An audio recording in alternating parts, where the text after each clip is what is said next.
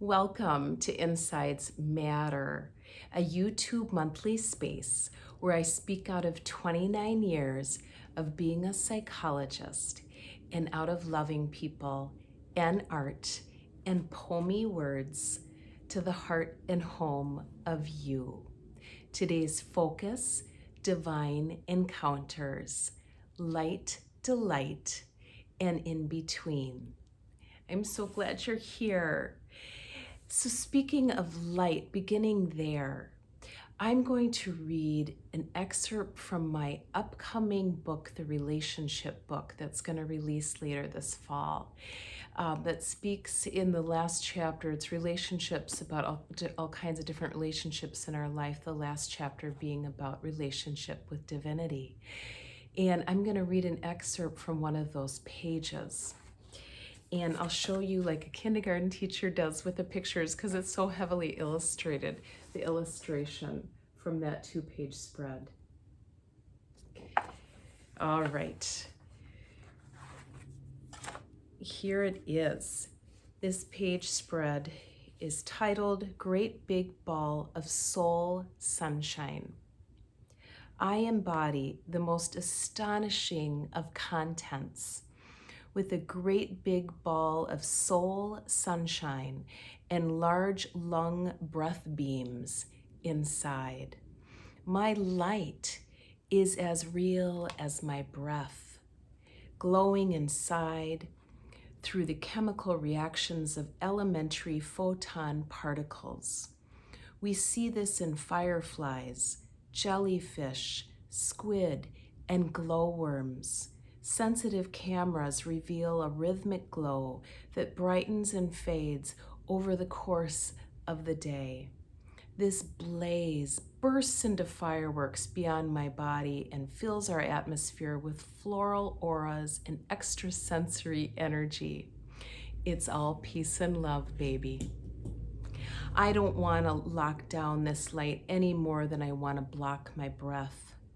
I wholeheartedly wish to live and to do so vibrantly. I want to pray poems and swim in sunsets and plan laughter potlucks. I want to soak up and feel all the words and waves and wow. And perhaps more than anything, I want to become this offering. And so, our light. Isn't that an amazing thing?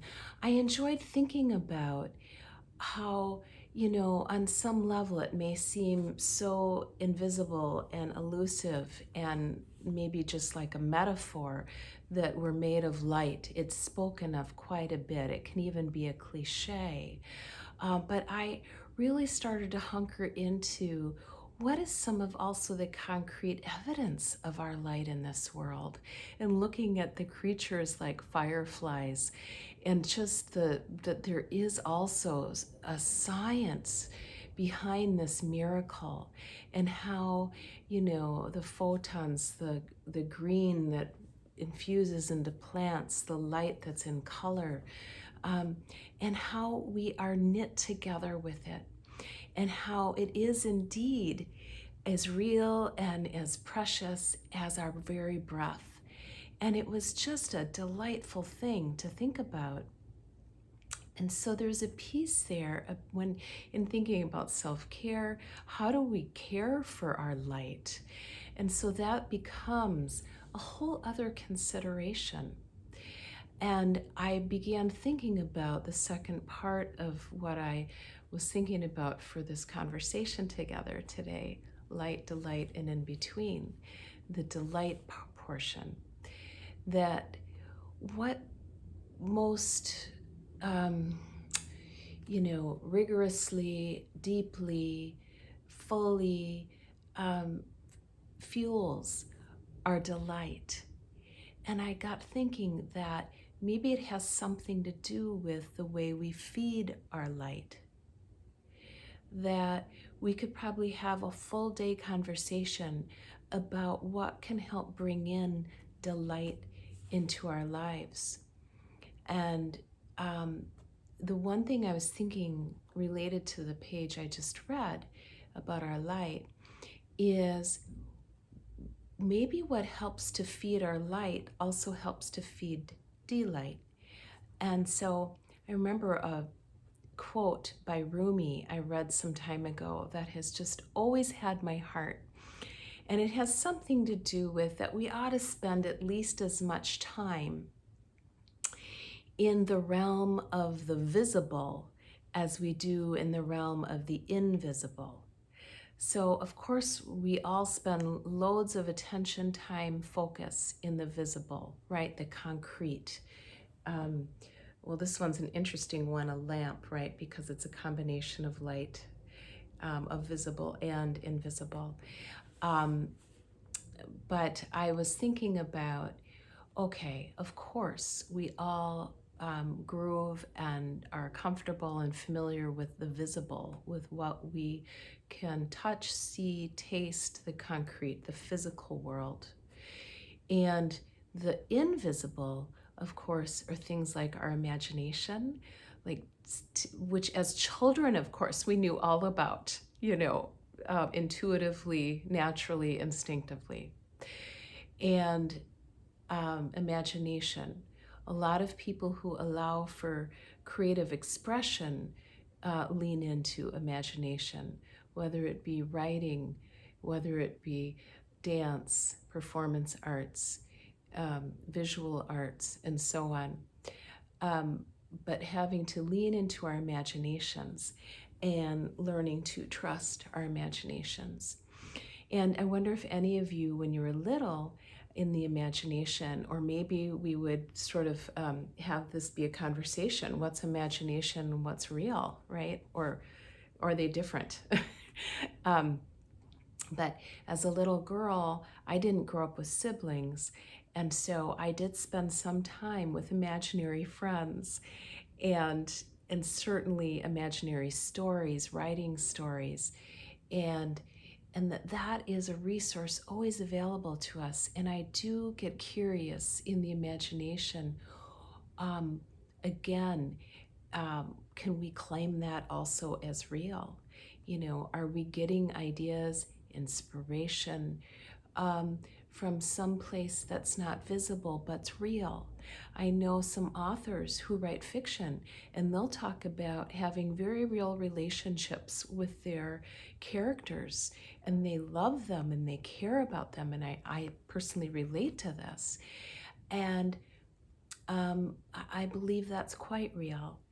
And people who also have a life of faith, and I am defining that very broadly, will talk about their spiritual life, whether it's angels. By the way, I'm wearing angels on purpose today. This is an angel pendant, and I'll raise up a little bit. There's an angel on my dress. It's a Gudrun Sodian dress. Angels, God, the universe, souls, all this language that, and even just our divine connection with one another, of, boy, I was thinking about you and you called, or I dreamt about you and you dreamt about me the same night and there was something communicating there, blah, blah, blah, right? All this language, that all of that exists in the realm of the invisible, or at least we haven't figured out how to see it, or some continuum there. And so with all that being said, circling back to Rumi's quote about spending as much time in the visible as we do in the invisible, that I wonder, in this context of divinity, if that contributes to our delight. And so for me, what would some examples be? That I take the time to meditate or pray, or speak from my soul to someone else's soul, right? Stand in the shower or the bath or take a walk and speak to someone I love about something beautiful or maybe something challenging, but all of it with love and loving intention, speaking from my soul to someone else's. that, and taking the time for imagination, to imagine new stories and imagine new paint colors and new creations, that take the time to be in the invisible. I wonder if that would add to our delight. So, light, delight, and in between. I'd like to speak a little bit about in between. And when I think about in between, I'm thinking about these liminal moments in our everyday lives where we're between destinations, not quite here and not quite there. And so they can be all kinds of places, right? Like laying down, not quite all the way asleep, but not quite all the way awake. And that could be in the morning or before going to sleep. And or in the shower, right? This is kind of an in-between space, or in the car. And there's numerous places. In meditation, I would say, in a somewhat trance state. I think that even sometimes, when you get into a book and you're sort of immersed in the story and you're not reading the individual words anymore, but you're now kind of in the flow of the story, I think that that's a liminal in-between state. And there's numerous places where we find ourselves in that, in sort of a trance-like, more absorbed space. And, have you ever left the bathroom saying, I was just thinking about, because in these states, in these places, these in-between places, these are places where we can access more of our processing inside. Our frontal lobe of the brain only does about 10% of our thinking. And so when we're in a more liminal in-between space, we can access more of our processing.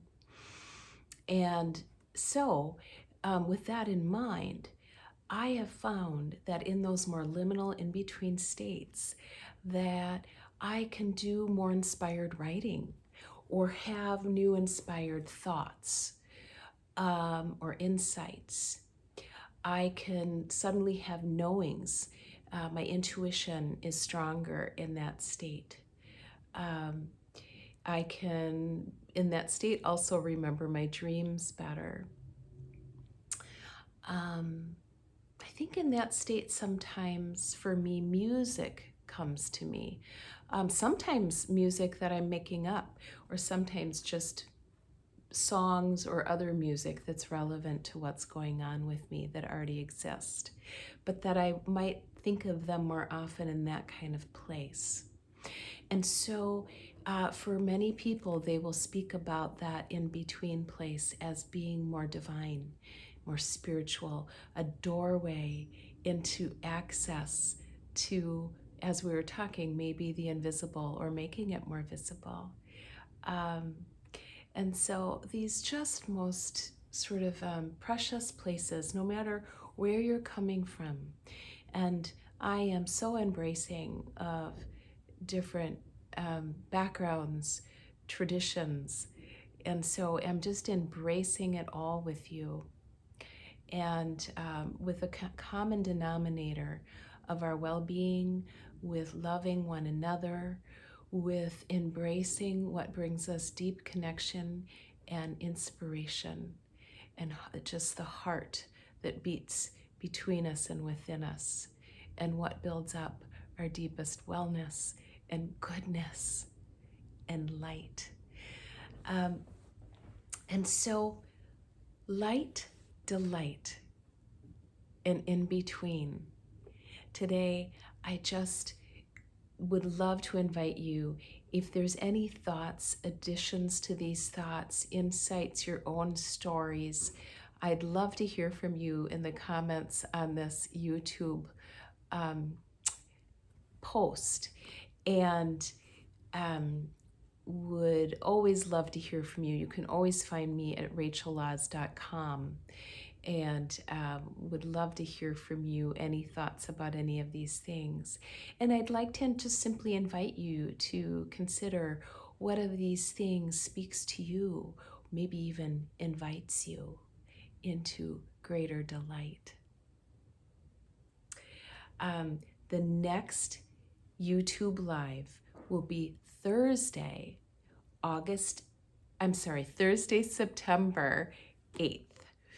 And the topic will be bravery. I did put a question out there saying what are some topics people might like me to speak to, and that was one of them. So I'm going to speak to bravery next month. Again, Thursday, September 8th. All right. Thank you for being here, and be well, dear ones.